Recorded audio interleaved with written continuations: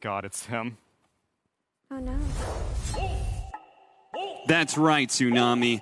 Tremble and despair, fanboys. The man who could end your favorite team's run. Behold, it's Kyle, King of Curses.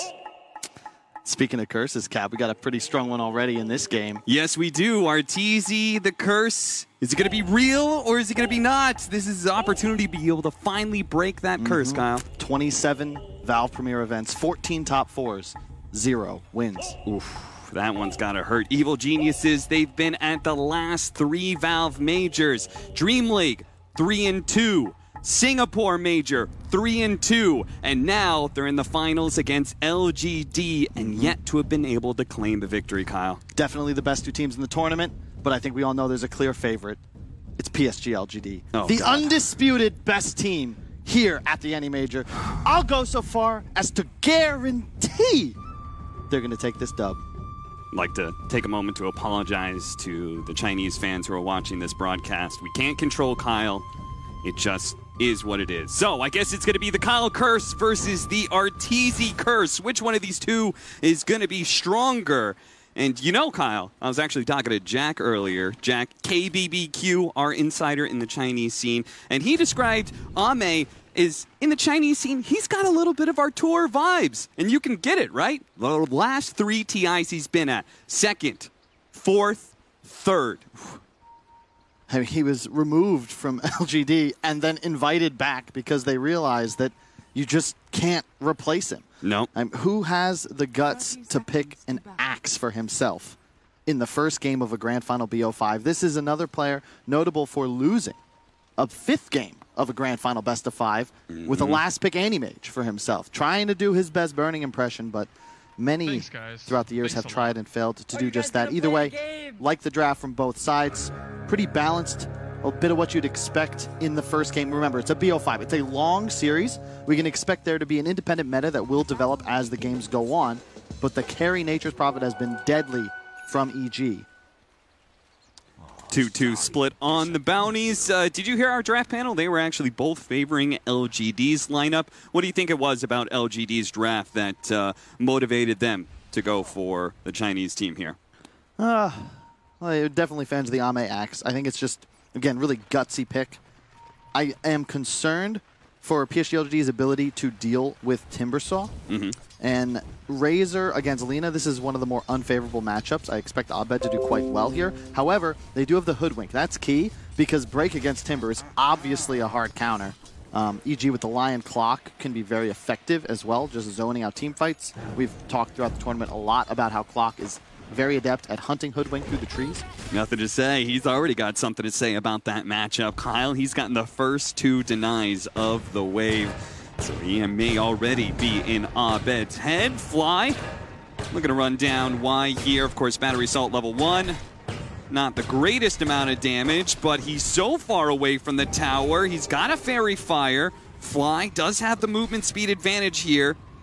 Just ever so barely, but he's going to have to give up on it.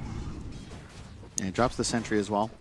Arteezy should be able to do quite well against a Sand King early on, but it does definitely get harder when there's points in the Caustic, along with a couple extra ones in Sandstorm. Yeah, and they just managed to get to this Grand Finals off of the back of a Sand King from Ice with that old school carry build. Oh yeah, set a record as well. The highest net worth at on a Sand King at 35 minutes ever recorded in Dota history, a little more than 21,000. That broke the old highest by 1,500 or so. Ame playing out a bit of a 1v1. He's got the Silverhort behind him trying to do some pulls, but again, it's a Hoodwink in lane. You probably don't offer the most amount of pressure against a Timbersaw, but later on, of course, you're going to have that big, high amount of damage that comes out from the Sharpshooter and the break mechanic, which may be useful. I guess we'll just have to wait and see. Mid-lane matchup so far. 5-4, 4-4. Seems like both of these mids are focused a little bit more on harassing and positioning against each other rather than the CS battle. Yeah, this is a really annoying lane to play for both players. If you can juke a Lina stun and get a big drain off, then it gives you a free wave. Same kind of goes for Lina. You're trying to harass down Razor with every Q nuke to ensure you get both CS and harass damage. So a lot of sidestepping, which leads to a lot of missed CS.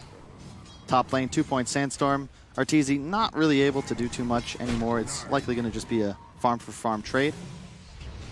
Yeah, that's why you could see both the Hoodwink and the Clockwork sitting in the safe lane, but not really being in experience range a whole lot. Instead, are just making it their job to harass the forward position as much as possible. Does manage to get that stack up. Why slides away with the Icarus dive. Waiting for a rotation where the mid lane ends up getting some pressure put on it, just because, I mean, it's a lean on one side, a Razor on the other. I feel like both of those mid heroes are rather susceptible to ganks. Yep. The one thing to note, though, with the PSG.LGD lineup, they've got a pretty distinct advantage in that they can easily clear Ancient stacks early on. Ame rushing the Vanguard. You can already see the Phoenix looking to get those stacks up now. EG, you can clear them with a Prophet, but you can't do stacks. So every one of those Ancients up is basically an extra creep wave just being held in reserve for Ame, and we've seen him go off. This might be a game he wants to get an early blink. We could see him do what he did earlier in the group stage with just Vanguard, Manta. Start farming waves, shoving at all times, and if you have waves shoved, it's a lot harder to play Furion. You just don't have the information then to make moves with your support duo who are going to look to play off map. Trying to secure the water runes here. Nothing to say is already in position, though. So Xinkyu, his presence is... We missed that one. Not needed. Fly gonna hold out the other one, but never mind. Why? Sneaky, sneaky. Dives through it, grabs the water rune before Fly is none the wiser. Crit. Gonna be caught here, has to turn around Hex. Does have Tranquil Boots, so as long as he doesn't die here, he'll be able to still play the lane pretty easily. It's funny, but it's just these safe lane, both sides have these cores that are so strong that the supports don't really have much of a game besides just focusing on the opposing support. I mean, it's hard to be able to walk into a Sand King Sandstorm, and it's not like the Nature's Prophet provides any nukes in himself. He's going to be fine in lane, though, just farming up. And same thing with Axe. I mean, what are you supposed to do to pressure this guy? Yeah. And the edge the EG lineup is going to have is their overwhelming tower pressure. PSG.LGD, you look at this lineup, they've got some pretty decent team fight, but they have no tower hitters. A lot of their lineup is predicated on Ame just being enormous. EG, very easy. Timbersault's going to shove a lane hard, absorb tower if necessary. Prophet at any point can TP in, summon a creep wave. Two supports that love to set up for kills, and that's a, was that a triple or a quad? He's getting the hard camp successfully, but he's missed the Ancients twice. It's a big stack. He's got 4 different ones, so that's a triple and a double on the Ancients. And so what I'm hearing from then, from the Evil Geniuses side, is that they're going to be able to chip away at towers, maybe gank-oriented, like small pickoffs is going to be better. Meanwhile, LGD, they have to like kill Evil Geniuses over and over to claim those objectives. Ice, ice, ice. Slides right on past Xinkyu and chases them away. Into the late game, I think EG's cores all certainly outscale. Now, the one hero that's not really fully understood, because really only PSG.LGD have made the carry Axe look great. Yeah. I don't know how well it's going to carry into the late game, because the Manta Shard, you know, that's all based on the shard damage. Razor being gone on by so many heroes, but he's managed to get the first blood anyway. Arteezy trying to finish off Nothing to Say, but they don't have this. Why joining in, but honestly he's not even really needed there. Abed thought they were going to be able to claim a kill with the help of Arteezy, but Nothing to Say proves to be too strong. And just mana issues on Abed. He was a little low there. He ended up, you know, it kind of goes back to the Water Rune steal in a way, because if that's saved for Abed, he'll have mana for that Laguna Blade. Instead, was just short. Nothing to Say survives. Trying to go for the stacks again this time around. Crit's going to be joining him, so they really want to get a punish here. They've already given up first blood, the double damage, not quite enough. Now Fly going to be gone on by the Razor, immediately TPing out as forcing a little bit of movement. Pretty good, and his move is actually disguising Evil Geniuses in their play to be able to take some of these stacks. Takes about half the smaller creeps there, and it looks like one of the big ones from Abed's nuke. A lot of games in this tournament, I wondered if I was actually secretly watching a StarCraft reboot, because the macro game has been so important. You don't see teams making moves to destroy enemy structures, but rather just handle their mineral collections in the form of these creep stacks. And big economy gain, right? Exactly. So like that's what we're focusing on, ruining LGD's economy, trying to get something for your own. Yeah, it is an interesting approach to the game. And they also waited to do those stacks, at least on the LGD side, until 7 minutes plus. So if you do it right, sometimes you just end up with all your neutral items right off the bat. It's a big edge. Ame just found the dream camps to be able to quickly find neutral items, the Satyrs and the Knolls. Yeah. Arcane Ring, one of my favorites. Fairy's Trinket to Abed. He'll be very happy with that. And you can see both teams are like, all right, 7 minutes, everybody. All right, get the free items, and then we'll resume and look to get things done. Love the warding from PSG.LGD if you want to check it out. It's just 3 wards all securing different lanes. It's defensive. You just want to read EG's movements because they're the team that'll make plays for towers. They're the ones who are going to attack objectives. And PSG.LGD throughout this tournament have been really good at picking their battles well. They will let specifically this Tier 1 safe lane go if they don't feel like they're in a position to deal with it. Yeah, I mean, anywhere that this lion goes, right, it's not just a lion. It's probably an RTZ teleport in with a Nature's Prophet. So they really have to be aware of where these supports are going to be moving around. Ice clearing out all the trees here. Jinkyu, he's going to make sure he's nowhere in range of collecting the experience of this gigantic creep wave. And is currently under tower. He's currently taking the Tier 1 tower, and does look like you're right, Kyle. They're not going to fight for it. Makes sense. Fighting at the Timber Saw at this point in the game seems a little bit ambitious. Yep. I love Ice on these farming cores. I think a big shift from EG is, you know, even when he's playing the Terrorblade, yeah, obviously a bit more priority is going to be given Artor, but when he's on the Prophet, Ice gets his time to shine. You know, he's going to get a lot more space, and he's going to get huge. What does Ame have queued up? It's the straight Manta straight rush. To the Manta after the Vanguard. Yep. As is per usual for the Chinese Axes.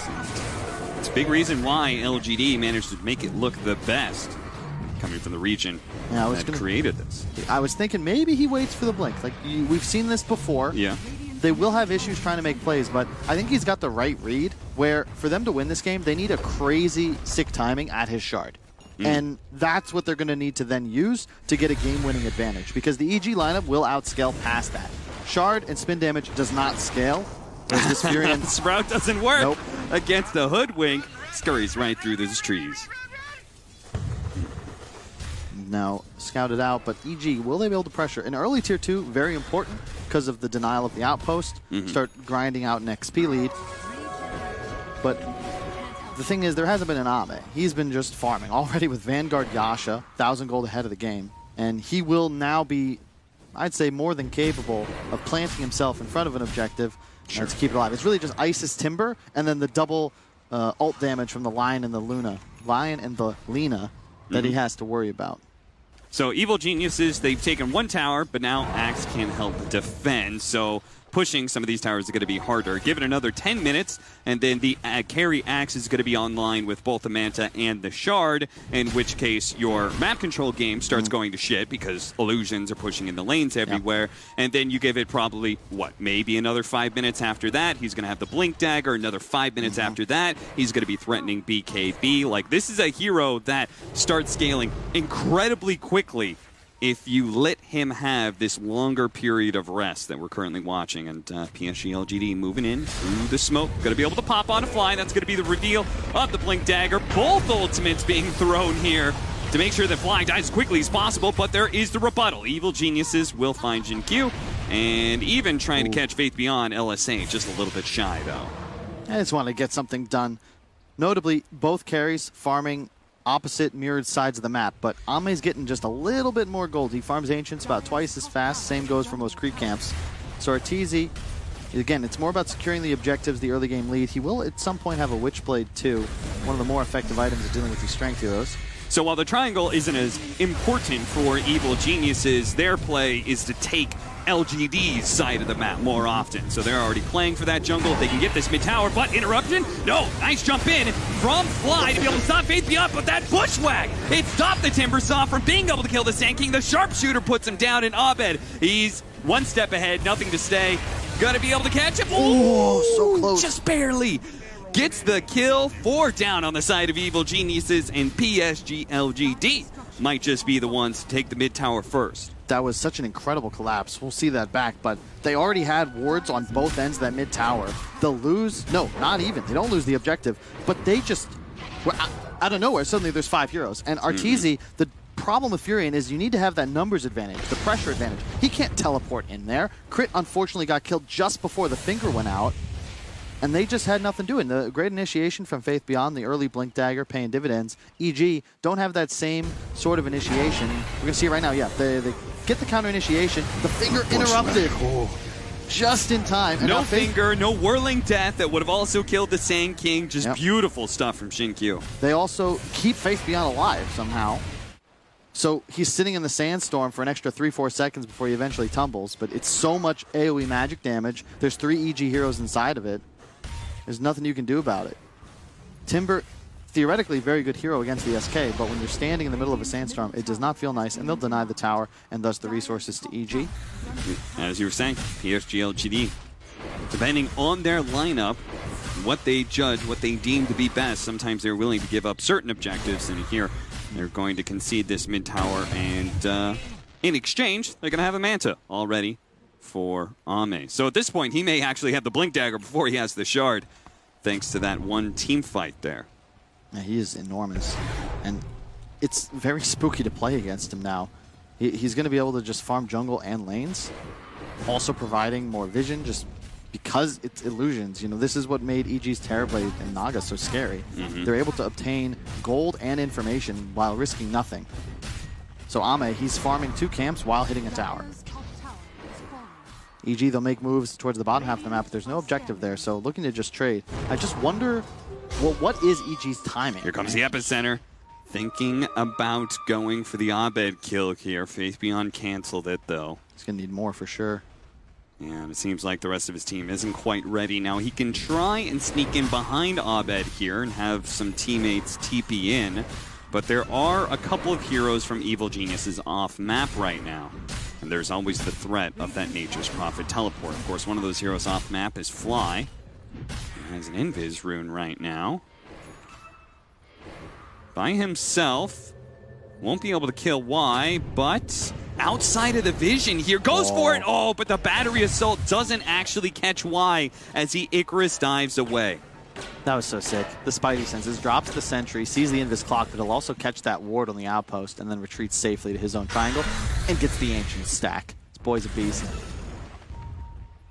Xinkyu playing bottom now with the Veil, so the spell damage output of the nice SK Phoenix is going to be even higher. I'm a big fan of this build. I know on the NA side, MSS putting in a lot of work with that Hoodwink, and some of the DPC matches would always go Ether Lens, but I think if you can go for it, Veil feels so good. Yeah, especially a game like this. You're playing against Timber, playing against Clock.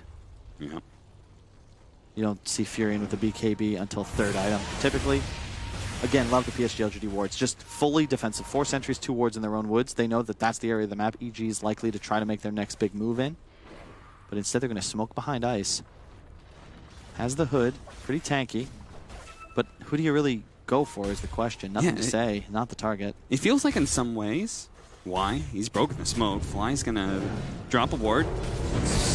Okay. He's going to be caught here inside of his own cogs, unable to get out. Is there a hook shot available? Oh, no, Abed! He moved, and Fly misses the hook to save his own life. 7-2 now, as LGD seem to be countering every Evil Genius's move that is aggressive. It's interesting because EG, they went for more of a mid-game tempo lineup, right? We've seen them play the Furion. Yeah, Arteezy eventually can out-carry. We saw him beat a Luna, but it kind of relies on that early game lead, and PSG.LGD, they're just kind of matching them. And EG, because of this investment, I don't think that they necessarily will like hard outscale in this game. It's not like they have a Spectre or a TB that eventually just gives them a win. Yeah, I think you do not want to underestimate the power of Carry Axe and how much damage it can output. Evil Geniuses, once again, trying to set up. Fly, not having the hook shot from that missed play earlier, does close the gap here onto Ame, gets inside of the cogs. No one's really close. Faith Beyond is going to jump onto that immediately. And in a way, Fly, did he just willingly sacrifice himself to get something out of LGD? Because nobody was following him on that one. They all gave up a long time ago. It's quite possible. I mean, he did force a pretty big rotation. Up to our viewers, I guess, to determine if that's value or not. But he did get the epi, and that was very far into the PSG.LGD side of the map. His team, of course, on EG playing opposite corners. Abed, he really needs to finish the BKB, just going to be the recipe away. Arteezy, he's building for that next as well, at least if you track his last few games on the Prophet. Ice going for the Songkaya. No, they're going to smoke up again. We'll see what happens. They'd love to find Ame. He has the shard queued up. He'll be able to buy it as soon as we hit 20 minutes. If you're just tuning in, been away from Dota for a while, but saw once again EG was in a final. Shard gives Axe attack spins, more attack speed, and a better proc chance. So you pop Manta, all those illusions spin independently. They have the different ICD, and it's a ton of damage, like a whole lot. You want to explain ICD?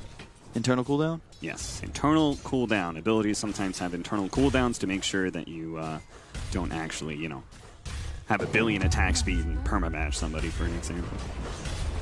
Nether Shawl for the Axe as well. I feel like he probably would take that one in hand. No, actually. Keeping the ring. He needs the mana regen for his Manta constantly being spammed out. I don't know. Evil Geniuses, I feel like they are trying to make moves and aren't connecting anywhere. But at the same time, they also don't seem too concerned about it. Yeah. I think both teams kind of have the same read on the game, in a way. Just, okay, we're fine with this bottom.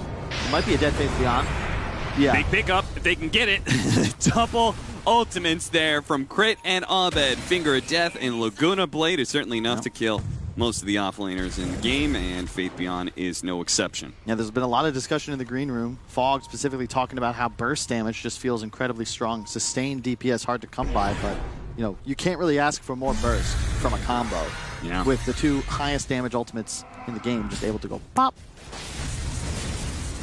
Running those Manta illusions into the jungle.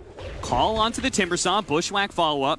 Nothing else behind this, though. They're going to chill out, not go for the Timbersaw. Again, it seems like PSG.LGD perfectly content with the state of the game and only really maneuvering to try and counter Evil Genius's movements. Other than that, farming. They're going to hit a big timing sometime soon is nothing to say. He's already got his BKB, and a push forward from Faith Beyond. Going to be able to deny the Abed TP. They're going to catch Crit as well. Instant Culling Blade with that movement speed buff. They might be able to catch more. Fly, he's far enough away, but the tower, that certainly is within spitting distance for PSG.LGD, and I don't think Evil Geniuses is going to have a response to this. I was going to say, I was about to comment, this is a bad move from EG because Razor had his BKB. They didn't see it. They didn't have any vision on his rotations, but Abed was still a couple hundred gold off of his. Arteezy, also a recipe away from his. That's not a fight you'll ever win. Nothing to say, it's just going to pop BKB. Faith Beyond with a great blink stun. Like, we've talked about Lena's issues before. You know, 9 armor, less than 2k HP, very squishy at this phase of the game. And that gives away the free Roche. Is the shard up? Yeah, it already is. The shard is up on the Axe, and that is why they're able to do Roshan. That kind of pure damage does so much work against Roche, but PSG.LGD are going to respect the fact that Evil Geniuses, and I think I've noticed this trend from them, is that they always respect the potential maneuvers that can be made by their opponents. Evil Geniuses, I think we're even going to give that up. Oh, jump forward, barely catches him. Ice was half a second away from being able to TP out, but Faith Beyond is fast enough to catch him in the act. Yep. Now they can finish Roshan. We've seen this game many times out of PSG.LGD so far this tournament. Incredibly technical. They just lull you into this false sense of security and then pounce. The fight mid, a couple of pickoffs. Now all of a sudden it's like, wait, they have total map control. They're in the Roche pit uncontested. They're going to give this one over to Ame. There it is. And suddenly the carry Axe gets real spooky because he has the confidence now to play incredibly aggressive and just pop Manta for pure farming. Yeah. Yeah, very soon I think we'll have to see if they wait out for a full BKB for Ame and like really solidify having a gigantic power spike, or if they try and use this Aegis a little bit earlier. But either way, in the next coming minutes, you're going to see LGD playing on Evil Geniuses' side of the map heavily if they can. Now, Evil Geniuses still have this big split push opportunity. They're going to be able to jump forward and catch. Yeah, Arteezy. He's dead. Crit. He's going to be good. But Evil Geniuses again and again denied any possible place on this map. That killer instinct, though. Faith Beyond, he canceled his ulti there, but Jinkyu still going for the ulti. Ame would have closed in time. If they had done the damage in time, he could have culling bladed. Like, they're always going for the bonus. Like, Arteezy, you just can't do that. Like, they have a ward, but a nice TP from Ame into the trees. You see the damage of this man to Axe. And the EG heroes are just way too squishy. Way too squishy. Yeah, Ice has some survivability, but he's playing against a break and Axe's pure damage.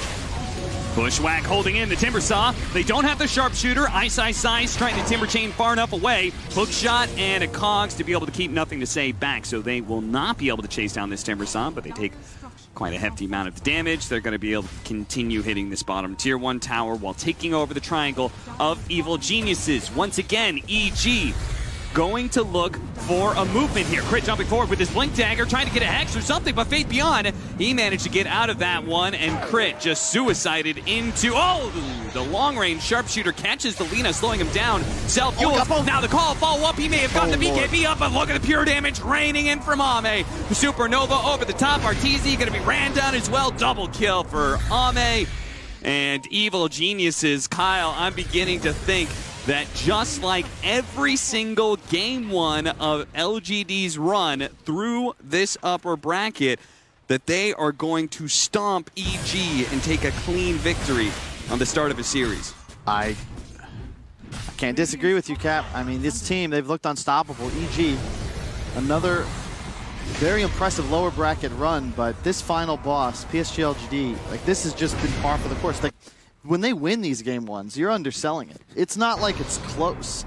They dominate people, and you heard Kuro say, or was it RMN in the post-game interview after Nigma was eliminated, that this team broke their strategy. Yep.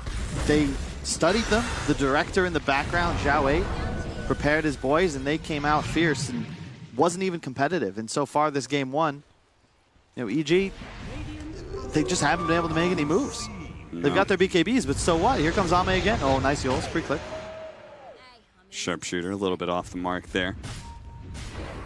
Nothing to Say with the Invis rune is going to keep scouting to see if anybody gets close to try and defend this tier 2, but it seems pretty clear the Evil Geniuses are doing whatever they can to fight away from PSG.LGD at this point. Everybody else is on the other side of the map. And that's why Xinkyu, he's going to show himself, knowing that perhaps Bounty Runes and the Triangle is a play here. Turn around, Finger Death being pumped. Crit thinks maybe they have it with Arteezy, but no, Xinkyu, a long-range hook shot. Dodge managed to catch him, and he caught Y inside of that one as well. Double kill for Fly, but that's the only good bit of news for Evil Geniuses. This Ame is running down Arteezy, trapped by the Sprout. He's not going to be able to catch him. A TP out from Artur. He resets the team fight. Ame looks, but indeed, Arteezy magicianed himself away back to the fountain. I was very lucky. I suggest he was attacking Ame for a second. Thought better, realized those spins might actually kill his Prophet within those trees. Ame's in again. Timbers up. Oh. Nothing to Say. Not bothering to chase him. But honestly, it's not really worth it. They just need to focus on map control. Because Evil Geniuses, it looks like their only play right now is split pushing. They're just going to rat this game for, I don't know, how long? Like, when do they get strong again? Well, I guess when Axe would start to fall off. The thing is, he's acquiring items so quickly. Already 4K ahead of Arteezy. Nearly half the net worth lead that PSG.LGD have is on Ame's shoulders. And you know, that AC upcoming, like, that's a huge item to grab. So once that's up, that'll replace his Aegis. Theoretically, he's like close to maxed out. Yeah, I do think I've played around with this Axe concept quite a bit since it was first being run in the DPC for China, and it definitely feels like AC is your last really big power spike. You're still going to be strong. Again, don't underestimate the power of this hero. Still going late game, but good play by Arteezy. Abed, though, being run down the mid lane while that was happening. Xinkyu trying to push Fly out there with the drop of the Acorn Tree. Not quite good enough. Evil Geniuses, chaos all around this bottom lane as Fly, no hookshot out, no opportunity to be able to get the power cogs push back. Crit's going to be run down by Ame as well. It just feels like it's grab bag. PSG.LGD, they're just picking up whatever heroes they can get their hands on and then running to the other side of the map to deal with the Nature's Prophet split push. Yeah, it's much easier now that both Ame and Faith Beyond have bots. So the global mobility of the Prophet is somewhat neutered here. Also, once again, I just love the way that PSG.LGD itemized. They've got the Force Staff Holy Locket on the Phoenix. Force necessary any game you're playing against a clock. Faith Beyond. He has the Aeon Disc, but the early bots to deal with the split push. And then nothing to say. He's actually queuing up an Aghanims. You know, we discussed their lack of tower pressure. The Ags will certainly help. And now they just continue to exploit map movements and just run at EG. That's going to be the name of the game. Do they have any wards to place? Yeah, you said they may be lacking a little bit of tower pressure. The Aghanim Scepter certainly help. The double hits, being able to hit the towers. All right. Tier 3 items are out. Evil Geniuses, knowing that this 27-minute mark usually means that players are split up and farming neutral items in an attempt to get those fresh Tier 3s, are going to smoke and push and see if they can get a pick off somewhere around here. Now, Faith Beyond would be a nice target. He looks juicy, Cap, but he's got the unbreakable item. Yeah, he's got that Aeon Disc, and I think thanks to the ward, seeing that, even though he may have a gem, he may be a juicy target, it's way too hard to be able to catch this guy. The gem's going to be able to spot it. Jumping forward. He may go for Faith Beyond, but maybe they didn't see the Aeon Disc. They blow it up, and yeah, it blocks the damage, and now Fly, hook shot out again. Another miss from the captain of Evil Geniuses. The two supports die for that bit of movement. Yeah, there was no creeps in that camp. Blame Ahmed. He farmed a camp, and Fly didn't realize it in time. And all of a sudden, they're in the base. And RTZ's just still like, guys, I can't help you here. Split pushing bottom. If he gets caught in the call, he's just pretty much gone for it. Yeah, and honestly, like, who really needs to be able to do fast tower damage? You could just kill the enemy team anytime they show their faces. Bit by bit, PSG.LGD will work down these buildings.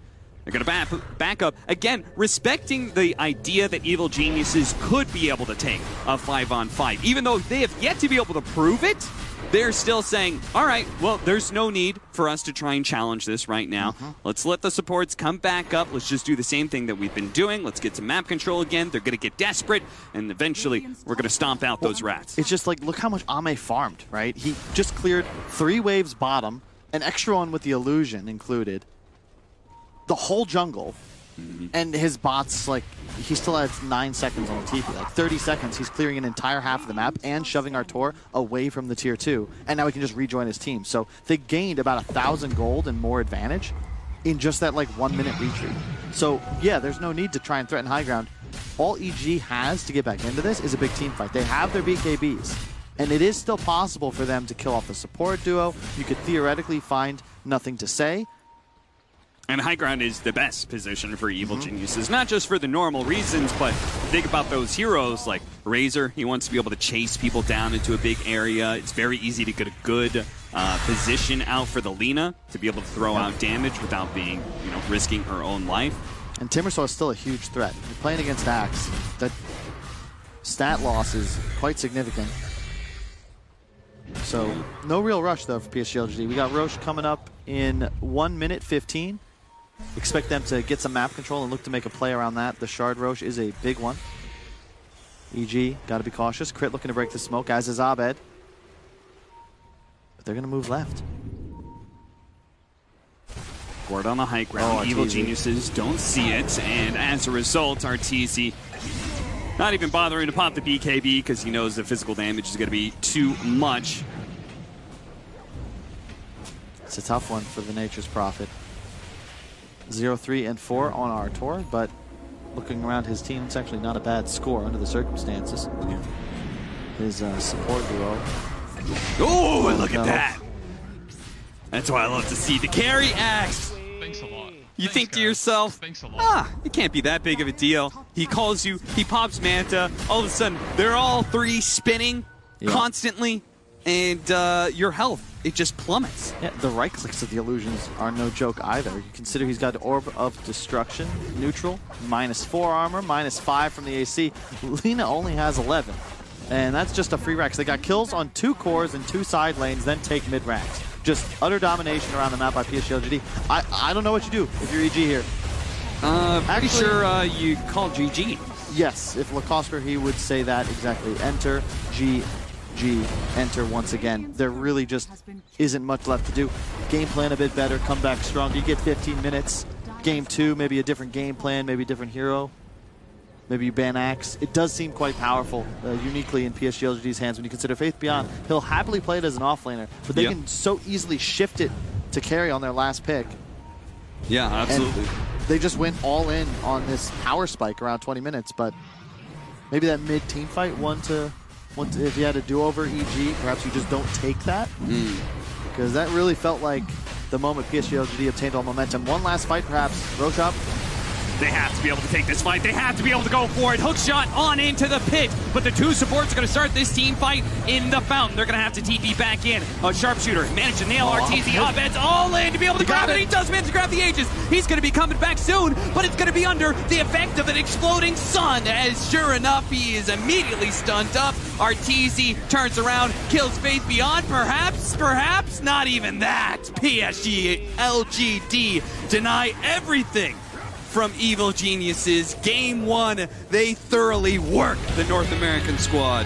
I don't know if you call it an outdraft, because in any other team's hands, I don't think the game could possibly look like this. But PSG.LGD, they've been utterly dominant so far this tournament. I thought EG would be ready. I thought they'd be the toughest challenge this squad has faced. But right now, they just look like everybody else who's fallen. Everybody else who faces LGD in that game 1, LGD always looks prepared. And that's probably because they've got some smart minds on that team. They've got Y, the kid who went to his first TI at 18, needed to be able to have his parents sign off on his visa and travel forms because that's how young he was. They've got Zhao 8, the director himself. They're coming into this best of 5, watching EG, watching that T1 series, and they were thoroughly prepared. That's another good point. They did have time. They saw the 3-game series, EG versus T1. They prepped, like Armen and Kuro were unable to outsmart them when PSG.LGD were given enough time to prepare. EG, it is BO5, so they're not on the ropes just yet. This loss would be forgotten if they can get a couple wins as we move forward in the series. It's going to be a very long night, already, like 10:30 p.m., but we may have 4 more games of Dota to play. Yeah, Evil Geniuses has managed to do it before. Nigma's managed to do it before. T1 pulled it off as well. Can they take game 2 in a long best of 5 against LGD? We're going to check it out, but let's go ahead and check in with Rich's Ramen Shop. Man, definitely.